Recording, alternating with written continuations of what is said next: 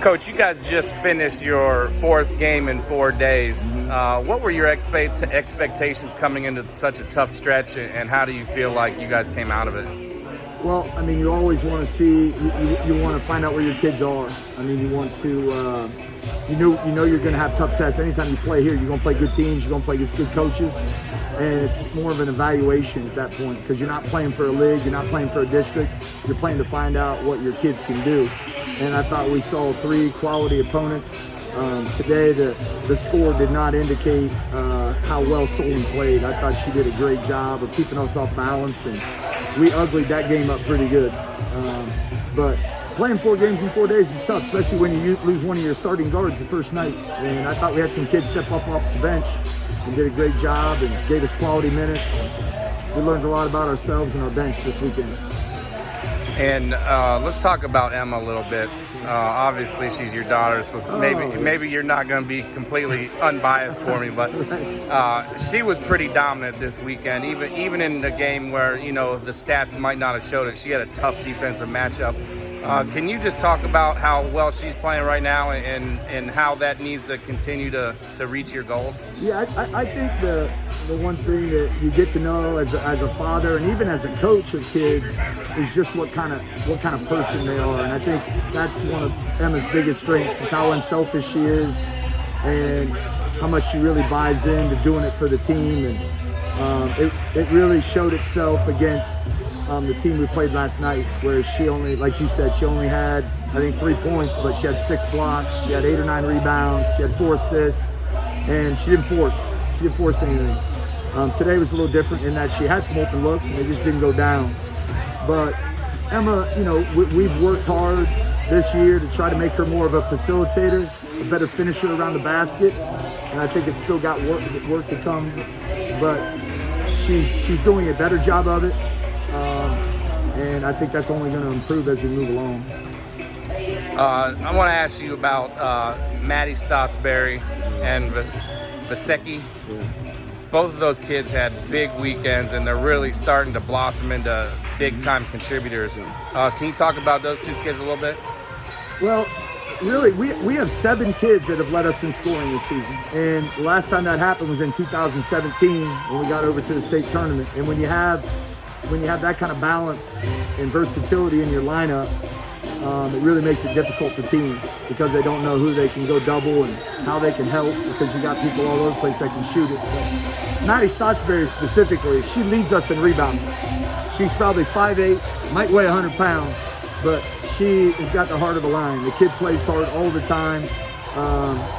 She wears her heart on her sleeve, and I'm so happy for her that she's having the kind of season she's having. She's had some really big games for us where she's hit huge shots, but she does the little things that don't show up on a stat sheet. Sometimes she goes for rebounds, she doesn't get them, but we end up getting them because she takes a defender away or a person boxing out away. And then Maddie Vasecki is just one of the most skilled kids I've ever seen, that I've ever coached. She can pass it, she can shoot it, she can dribble it. She just needs to figure out the application part of it, because when she gets that figured out, she's going to be dangerous. I mean, she can do things that not a lot of other kids can do, and she sees things, but she's just not seeing them on time. Sometimes she's a little framed behind right now, but a lot of that's because of she had a foot injury in preseason, didn't do anything preseason. Then she had a quarantine. Then she had a concussion. So she hasn't had 2 straight weeks to work. So you saw the other night what she can do when she gets going. And, we're looking forward to her being healthy the rest of the season and showing what she can do. You guys are 15-0, but I know you very well. You're never satisfied, and there's always things that you guys got to improve on. What are a couple of those things that you guys just flat out have to get better at to continue your run this season? Just our ball handling and our decision making off the point. Gwen Stayer had some turnovers tonight, which it's atypical for her. Normally she's a rock with the ball, she's a vault. But they threw some things at us that were different tonight, trapping the crosses around the ball. They played a zone that was different in that they were taking away passing lanes. They weren't looking to actually play a zone. They were looking to steal the pass wherever it was going. So, and that was actually an adjustment. It was my issue. But I think for us to be the team that we can be, our decision making outside of Gwen Stayer needs to become better. Like, we need to become better at attacking pressure, because what Solon did to us tonight is what people are going to do. They're going to come get us. And if we attack, we got kids all over the floor that can hurt you. But we've got to get our other guards in that attack mode all the time and making good decisions at the end of their dribble. You got 2 big games coming up this week against Big Central and North Central from Indiana. You do have a couple days off finally. How do you kind of get the kids to reset and take whatever break they need and be ready for 2 very tough teams again? Yeah, we're going to take tomorrow off completely, and then we'll get back at it on Wednesday. Probably watch a lot of film, get a light lift in, and just try to get their mind right, get them rested. And then we'll start to prepare a little bit on Wednesday. And maybe, I haven't decided yet. We've already played Pick Central once, so we won't need a ton of prep for that.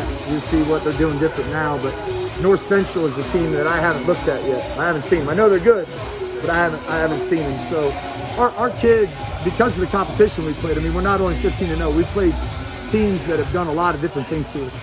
So tonight we got to see a couple things that we haven't. But there's not going to be a lot left out there that we haven't seen. So that's something that you really look for in the season that's going to be special, is have you played the opponents that are going to test you well enough that when you get to the end, you've seen it and you've been able to get on top of it. And that's what we're looking for this weekend too. Regardless of the outcome, we want to go over there and put ourselves in a position to compete.